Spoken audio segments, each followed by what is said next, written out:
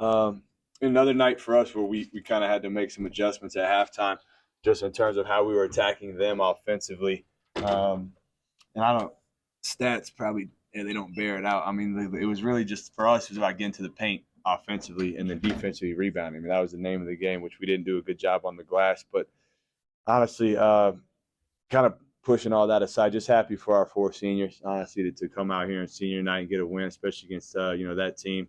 We felt like we owed them one from what happened up in at their place. So just happy for our guys. To send them out of this building, which is incredible every night on a winning note. And kudos to Utah for playing hard.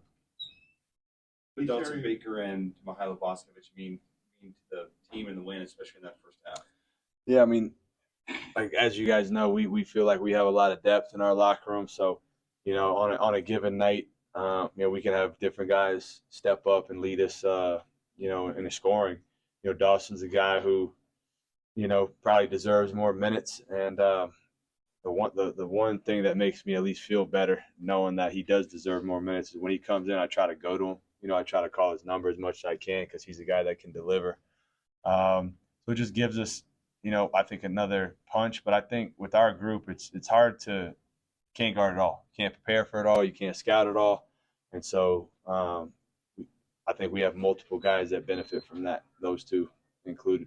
You guys are plus 18 in points in the paint, far different than what happened last time against Utah. What was different, maybe in the scout going into this one? Honestly, it was hard to draw a lot of comparisons from that first game because it felt like it was so long ago. We feel like we're a completely different team from that time.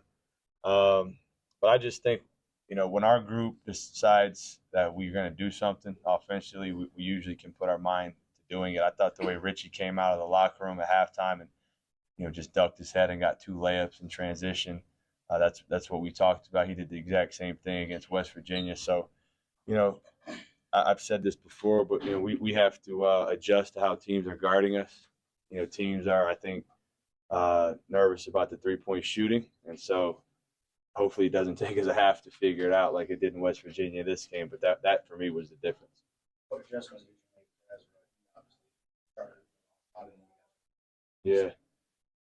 So that was we went to a little bit of a cross match where we we're basically guarding their center with Yegor, our point guard, and then put Cable on Asar. I thought that neutralized them pretty good. And, Lovering wasn't able to hurt us like he was up at their place. So that was kind of the difference. Coach, this was 8 in a row for you guys. What does that do for your confidence going into the conference tournament? I think our group is confident because of obviously the wins, as you pointed out, but just the way they work. The practice that we had yesterday was one of the most impressive things I've seen since I've been coaching. And I'm not trying to say that with an exaggeration. These guys were so dialed in and so intense yesterday. That was I feel like they're just mentally in a space that they're ready to take the world on, which as a head coach is a good feeling. Given the offensive struggles you guys had in the first half, how much did it alter or change momentum to have Ava and Dallin score on back-to-back possessions and that? That was huge. No, it's a great point, and that's something that we've done. I got to give Chris Burgess a lot of credit for just he's kind of in charge of our late clock management in those 2-for-1 situations. So if you really studied that whole sequence, that was a very good job of Burge having me dialed in on when to shoot, when to call the timeout, what kind of play to draw up. Then we fouled them on purpose so we could then get the last shot. I mean, it was a master class by him and having me ready, which, I rely on my staff to do that type of stuff. So that was just great all around. At the time of the Utah loss, you guys were 2-4 in conference play. Since then, you've been one of the hottest teams. Do you view that game against Utah in January as a turning point on the season at all? I wouldn't say that. No, I think the turning point for us was halftime at UCF, just in terms of what we talked about in the locker room. And, we haven't looked back, and the thing we tried to address, which for me was what was holding us back the most. Only 10 turnovers tonight, Coach. Speak to how good you guys were with taking care of the ball. Yeah, I mean, obviously after the Iowa State game, that was something we wanted to be better at. This is not a team that pressures you as much as some of the other teams in our league. But nonetheless, for us, it's all the bottom line for BYU basketball is turnover control and rebound control. If we are good in those two areas, I think we can beat anybody in the country. So it's just an area; those two areas of stuff that we talk about constantly. You made it through your first regular season at the helm of BYU basketball, just 23-8. Just how do you assess your regular season, and just what are you proud of accomplishing at this point? I'm proud of the fact that we started out 1-3, then 2-4, and then didn't melt down. We just came into work every day and try to be a solution-oriented type of group. Led by me and then our staff, but the players, they bought into that. And I told them, I said, look, the sun's still coming up the next day. When we had that poor record, and just a real, I think, testament to just staying the course, and just trying to get better. Honestly, I know that sounds cliche in sports, but that's just exactly what we did. So that's what I'm the most proud of. At the beginning of the season, is this where you thought you would be, fourth in the conference? Like, how's this team kind of measuring expectations going into the season? Yeah, I have a weird relationship with expectations. I think they're very limiting, and so I never really put a benchmark on what I thought we could or couldn't do. But it became pretty obvious for me early that I felt like we could be a good basketball team.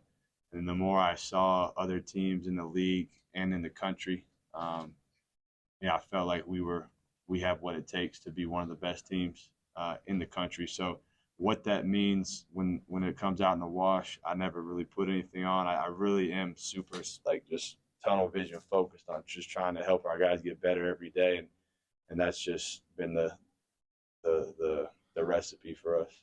How much emphasis do you put on winning the rivalry game, and was there extra motivation to get this one after the loss up in Salt Lake? Yeah, that's pretty much all I talked about with our group. Just like, hey, these guys beat us up there. We don't really need to say much else. We need to go win this game strictly because of that. And so I think that was, resonated with our group. More questions? Obviously, excuse me. I'm glad it also for you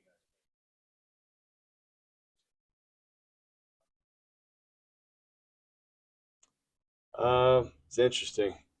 It reminds me of, you guys don't care about this, but all my references come from the NBA, so that's all I got for you, man. The play-in tournament. Usually, most of my career was like pre-playing. You knew who you were getting ready to play. You could get it all kind of dialed. Play-in tournament, change that. This is kind of what that feels like. Not knowing we won't know who we're gonna play till like 1:30 before the day we're supposed to play them at 11:30. That's insane. That's actually insane. So, I think for me, it's more about, obviously trying to forecast who we think it's going to be and get some things dialed in there. But, I think, what we have to be the best version of ourselves, regardless of who we're playing. So there's plenty of things that we can tighten the screws on, and that'll be kind of the mentality as we go through it. What were the emotions? What were the emotions for you experiencing your first senior night with guys that bought into your vision of this program? What were It really didn't hit me until pre-game. I came down here and I happened to walk past Trevin. He was kind of doing his thing, and it just that's when it kind of hit me. You know what I mean? That'll be his last time in this building playing. So, we've in short order been able to make some really close relationships with when I say we, kind of my whole family. With all four of those guys, and I think they all mean something different, but what they've all done in their own way is just kind of give us a level of toughness, and that's something that I really respect about all those guys. Like kind of what Trey's gone through this year, bouncing back after being completely out of the rotation. Now he's giving us key minutes. That says a lot about him. Same kind of thing with Mawut. We brought him in here highly touted as a defender, and it just kind of didn't go his way early on. He kind of stayed the course. Foose is a guy who's in all the history books here with field goal percentage, this and that. We bring Kaba in, and he doesn't bat an eye. He's able to take hey, we're going to rely on you, and he goes and gets his 20 and 10 to nights where it's Kaba's night or Mihai's night. So the selflessness from him is super impressive. And then Trev's one of our captains. He's a guy I personally relied on quite a bit just to kind of navigate this particular group. I love that guy. I think he's got a bright future in coaching if he ever wants to go into it. So I may have to talk to Tatum and see if she's cool with that. But I love those guys and just feel fortunate to have coached them. But as I told them in the locker room, like I think I may have just said it, we got a fun road ahead of us, and those guys will be a huge part of it.